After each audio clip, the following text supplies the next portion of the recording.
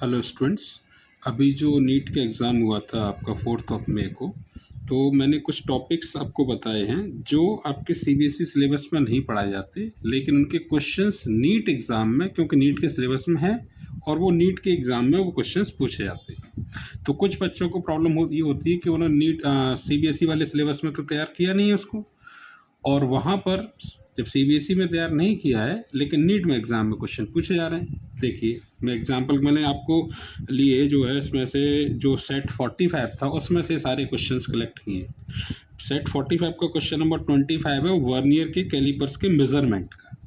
अब ये मेजरमेंट आपको प्रैक्टिकल लैब में सिखाया जाता है, ठीक है। बाकी न्यूमेरिकल कुछ बच्चों ने जिसने तैयारी की उन्होंने अच्छी प्रैक्टिस की होगी, तो they can do and they can solve it. But जो प्रैक्टिकल नॉलेज है ये प्रैक्टिकल एक्सपेरिमेंट से रिलेटेड है, वर्नियर कैलिपर्स। और एक क्वेश्चन आपका वर्नियर कैलिपर्स हो या स्क्रू गेज हो, ये आपका उससे मेजरमेंट से आता ही आता है। ये क्वेश्चन आया है वर्नियर कैलिपर्स का, इसका आंसर 4.98 सेंटीमीटर थर्ड वाला ऑप्शन करेक्ट था। फिर इसी तरह से नेक्स्ट क्वेश्चन है जो 42 नंबर है इस सेट में, कोड 45 वाले सेट में, question number 42। A physical quantity P related to given by the relation, ये जो है फॉर्मूला है P is equals to A Q P square, ऐसे करके, राइट।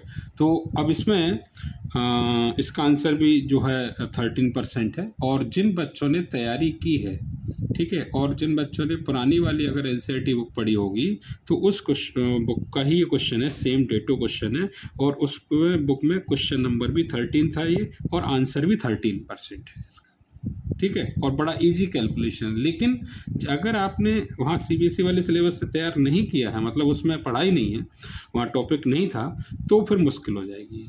इसलिए मैंने वो टॉपिक्स निकाल लिए हैं जो वहाँ सीबीएसई सिलेबस से डिलीट कर दिए गए हैं या पढ़ाए नहीं जाते, और यहाँ पर नीट के एग्ज़ाम में वो सिलेबस में हैं, ठीक है। तो एक हो गया इसका वर्नियर कैलिपर्स का क्वेश्चन, और ये ऑल्टरनेट है, वर्नियर कैलिपर्स आता है या स्क्रू गेज आता है, ठीक है। दूसरा ये एरर्स का क्वेश्चन, एरर्स का क्वेश्चन कंपलसरी आता ही आता है, और जब ये टॉपिक वहाँ से हटा दिया गया एरर्स, ठीक। नेक्स्ट देखिए, नेक्स्ट है ये परसेंटेज वाला 13% करेक्ट आंसर हो गया। नेक्स्ट है आपका ये क्वेश्चन नंबर 33 ये बिलोंग करता है कॉम्बिनेशन ऑफ रजिस्टर्स कॉम्बिनेशन मतलब सीरीज एंड पैरेलल, ठीक है। इसने क्या किया है कि a wire of resistance R is cut into 8 equal parts, 8 equal parts में कट कर दिया, तो ईच का कितना हो गया R/8। फिर उनके 4 पीसेस को पैरेलल में लगा के फिर सीरीज में लगा दिया। आप समझ रहे हो, 4 पीसेस को पैरेलल में लगाया। अब 4 पीसेस को पैरेलल में लगाया तो पैरेलल में क्या हो जाता है, R/n होता है, ठीक है। अब R/8 को आपने 4 में लगा दिया तो R/32, और R/32 और R/32 के 2 कॉलम हो गए, तो R/16 इसका आंसर हो गया, सिंपल। लेकिन वही प्रॉब्लम, मेरा कहने का जो मोटिव है इस वीडियो का वो ये है कि जो सीबीएसई से सिलेबस से डिलीट कर दिए गए टॉपिक्स, और इसमें नीट के एग्जाम में और नीट के सिलेबस में वो टॉपिक्स हैं, तो यहाँ तो वो क्वेश्चंस आते हैं, वो इसलिए ये बता रहा हूँ आपको। नेक्स्ट आता है ये, इसमें क्वेश्चन नंबर है 27, ये है पोलराइजेशन ऑफ लाइट से रिलेटेड। मैंने पहले भी बताया पोलराइजेशन ऑफ लाइट का पूरा टॉपिक, कंप्लीट टॉपिक सीबीएसई में नहीं है अब, पहले होता था लेकिन अब वो डिलीटेड पोर्शन है। तो जिन बच्चों ने वहाँ पढ़ाई नहीं है तो ये उनके दोनों क्वेश्चन चले गए। 2 क्वेश्चन है इसके पोलराइजेशन ऑफ लाइट के। एक क्वेश्चन तो ये है कि एन अनपोलराइज्ड लाइट ट्रेवलिंग, इससे जो है रिलेटेड है, वो कितने एंगल पर क्या जो रिवर्स स्ट्रेस लॉस है।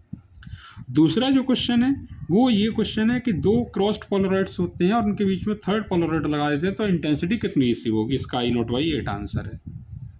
लेकिन अब जिन बच्चों ने पोलराइजेशन ऑफ लाइट का टॉपिक पढ़ाई नहीं है सीबीएसई के अकॉर्डिंग, तो फिर वो तो बच्चे यहाँ नहीं कर पाएंगे।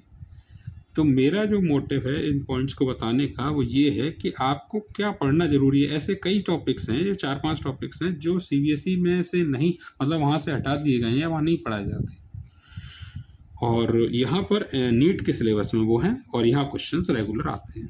तो ये पोलराइजेशन ऑफ लाइट के 2 क्वेश्चन हैं यहाँ पर।